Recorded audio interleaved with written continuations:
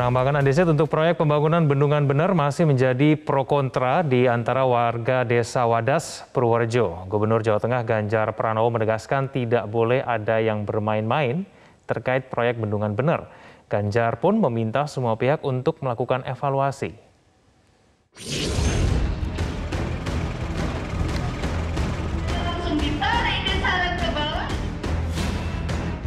Penambangan andesit untuk proyek pembangunan bendungan bener Purworejo, Jawa Tengah masih menjadi polemik di tengah warga Desa Wadas. Pemerintah Provinsi Jawa Tengah terus menggelar dialog dengan sejumlah stakeholder untuk mencari jalan tengah dan juga solusi. Dalam pembukaan rapat dengan Kepala Kanwil BPN Jawa Tengah dan juga Kepala Balai Besar Wilayah Sungai Serayu Opak di Purworejo, Gubernur Jawa Tengah Ganjar Pranowo menekankan tidak ada yang bermain-main terkait proyek bendungan bener.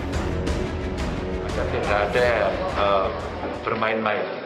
Pokoknya ini cerita merah putih, kita kontribusikan untuk masyarakat, jangan ada yang main-main. Sehingga kalau nanti pada profesi, tugas, kewenangan kita masing-masing, lakukan itu untuk negaramu, untuk rakyat. Itu aja. Soal tidak setuju, tidak apa-apa. Kita jelaskan. Yang sudah setuju, nggak usah ngeledek-ngeledek. Gitu kan. Jangan sampai juga nanti ini jatuhnya ke anak. Anak yang sekolah kemudian dibully dan sebagainya. Pemerintah provinsi sekarang sudah siap. Ya, kita siap untuk membantu warga. Ganjar juga meminta semua pihak terkait untuk melakukan evaluasi, termasuk meminta masukan dari masyarakat. Ia juga meminta pihak kepolisian untuk melakukan evaluasi terkait pengamanan di Desa Bener. Helman sudah kita cek, duitnya juga sudah ada. Loh, pemenang yang sudah setuju kasihlah. Yang belum kita ajak bicara dulu sampai penjelasan apa teknisnya, bagaimana kemudian kondisinya nanti pasca ditambang dan sebagainya, aspek lingkungannya seperti apa, sosialnya. Tapi yang penting mereka semua nanti saling bisa memahami. Pada Minggu 13 Februari, Ganjar kembali melakukan kunjungan ke Desa Wadas. Datang tanpa pengawalan dari aparat kepolisian, Ganjar menemui para warga yang kontra terhadap aktivitas penambangan andesit. Ganjar menerima langsung informasi dari warga terkait dugaan tindak kekerasan yang diterima sejumlah warga Wadas saat kericuhan pada Selasa lalu. Jangan membantah, ayo ikut kami. Iya, ikut kemana? Saya langsung ditarik, diseret ke bawah. Usai bertemu warga, Ganjar menyatakan masih kurangnya dialog antara pemerintah dengan warga, terutama dengan warga yang masih menolak. Ia pun berharap dialog yang dilakukan bersama warga bisa menemukan solusi yang baik bagi polemik yang terjadi di Desa Wadas. Tim Liputan Metro TV. Gubernur Jawa Tengah Ganjar Pranowo menegaskan jangan ada yang bermain-main dalam proyek bendungan bener di Purworejo. Lantas siapa pihak-pihak yang disebutnya bermain? Untuk membahasnya sudah bergabung bersama kami Gubernur Jawa Tengah Ganjar Pranowo. Pak Ganjar, selamat malam. Selamat malam. Baik, selamat malam, salam sehat Pak Ganjar.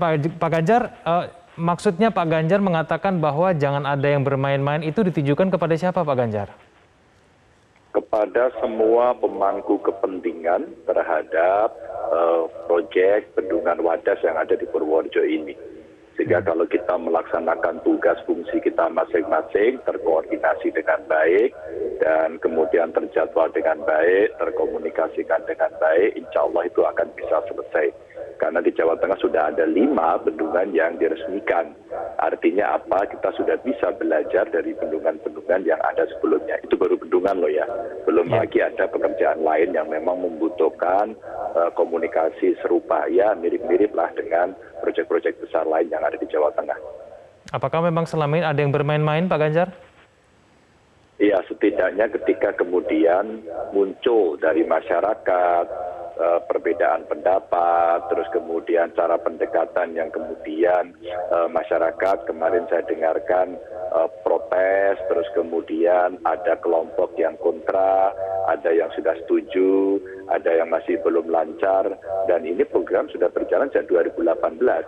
Maka saya mengingatkan kepada siapapun agar kita konsentrasi, kalau ada kesulitan tolong sampaikan kepada saya, agar saya bisa berkomunikasi apakah dengan kementerian lembaga, apakah dengan pemerintah kabupaten, pemerintah desa, ataupun masyarakat seperti kami yang saya lakukan di Desa Wadas dengan kelompok kontra kemarin.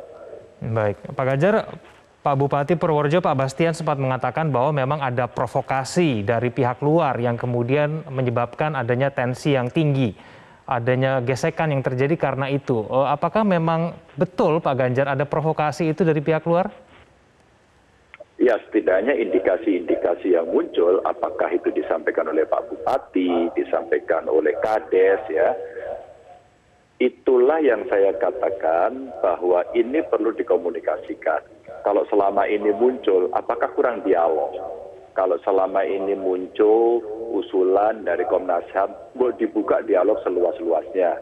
Maka apa yang tadi disampaikan, istilah ada provokator, terus kemudian ada yang sudah bisa menerima, ada yang belum menerima. Yuk kita buatkan satu forum agar kita bisa berkomunikasi jauh lebih baik. Kalau itu kejadiannya bisa kita komunikasikan dengan baik, kalau memang harus ada yang bisa dijelaskan, semuanya mau memberikan ruang untuk penjelasan itu, kan demokratisasinya bisa berjalan dengan baik.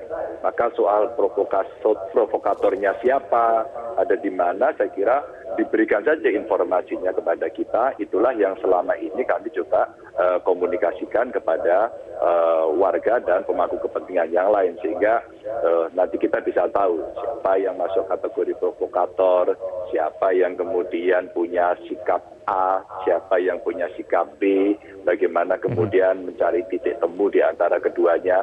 Selalu sebenarnya ini bisa kita komunikasikan secara terbuka gitu. Baik, Pak Ganjar, yang tidak setuju terhadap pembangunan proyek strategis nasional ini siapa sih, Pak Ganjar? Ya, sebagian masyarakat kemarin yang saya datangi, mereka memayungi dirinya atau mewadahi dirinya dalam gempa dewa.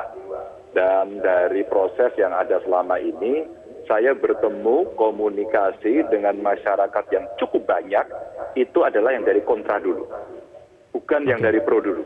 Kalau dulu waktu saya datang ke sana bersama Pak Kapolda, terus kemudian, loh Pak Ganjar kok ketemunya dengan yang pro dulu, kenapa yang tidak dengan kontra? Yang pro yang saya temui itu ketika saya melakukan press release bersama Pak Kapolda, terus kemudian kita menyambangi daerah, terus kemudian saya bertemu dengan ya beberapa orang dari yang menyatakan setuju itu, dan mereka menyatakan oke Pak, kami bisa menerima. Lalu setelah itu banyak ramai berita datang masuk, termasuk di media televisi. Saya kira Pak Ganjar harus datang juga kepada kelompok kontranya.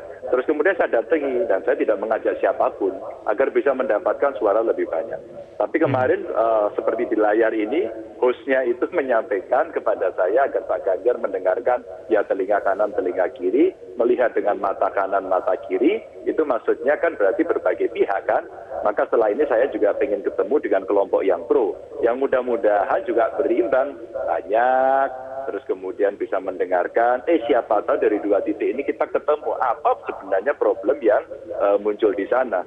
Sehingga kalau saya katakan nanti BPWS mesti ngapain, BPN mesti ngapain, Pemkab Purworejo, Camat, Kades mesti ngapain, kami harus ngapain, baru kemudian kita bicara dukungan keamanan umpama dari kepolisian, terus kemudian dari TNI, agar kemudian semua bisa nyaman, begitu, tidak menegangkan. Begitu.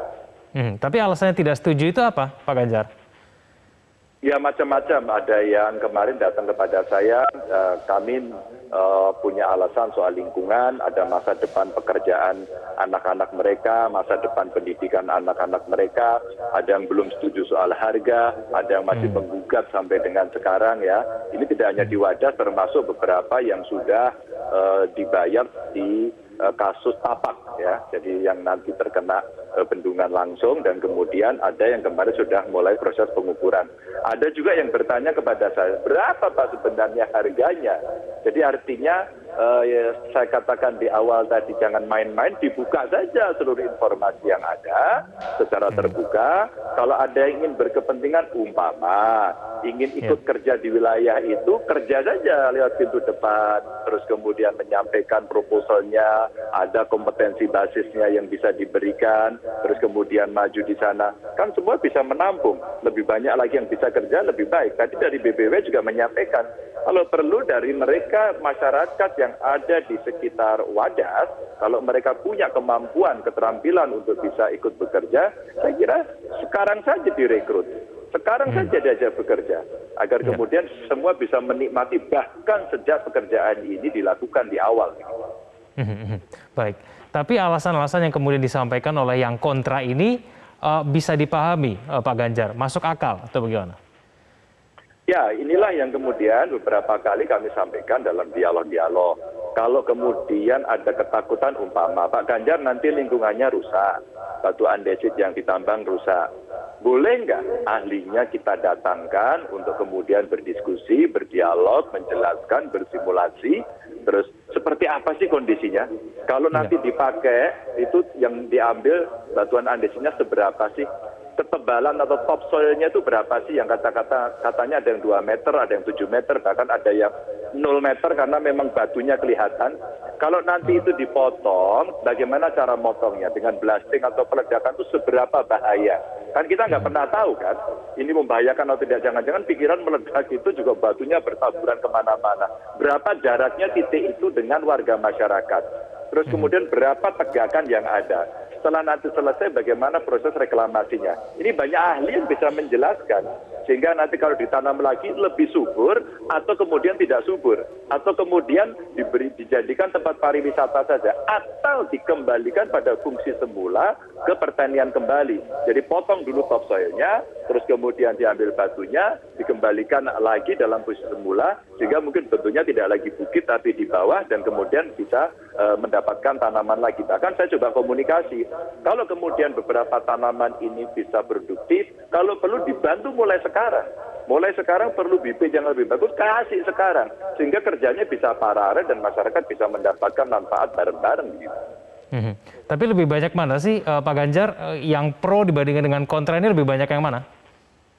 Iya, sebenarnya kalau dari sisi jumlah pelan-pelan banyak yang sudah bisa menerima. Yang masih abu-abu juga masih ada. Kemarin saya juga diprotes. Pak Ganjar katanya tidak setuju 25. Ini lihat sendiri suaranya.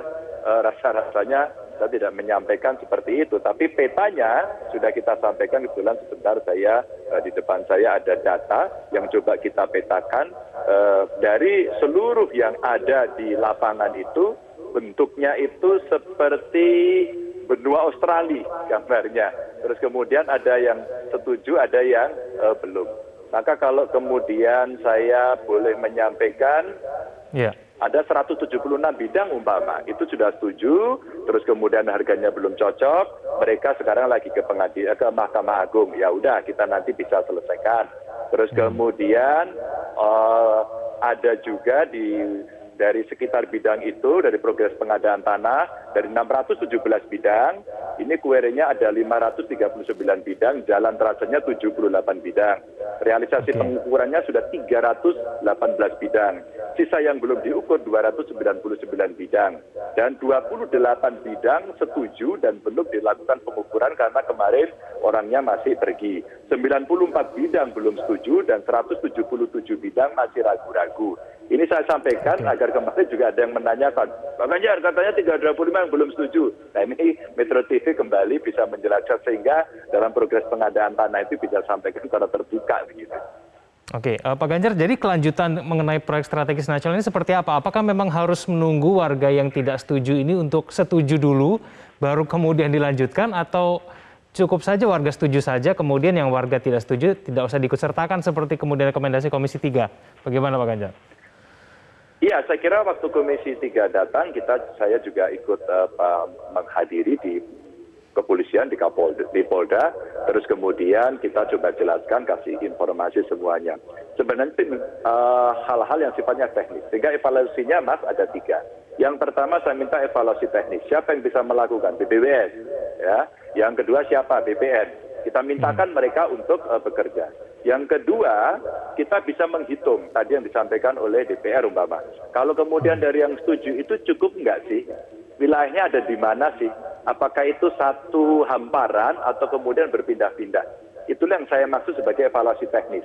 Kalau memang udah cukup ya udah segitu aja. Kalau belum cukup ya kemudian kita harus komunikasi lagi. Jangan-jangan komunikasinya belum pas.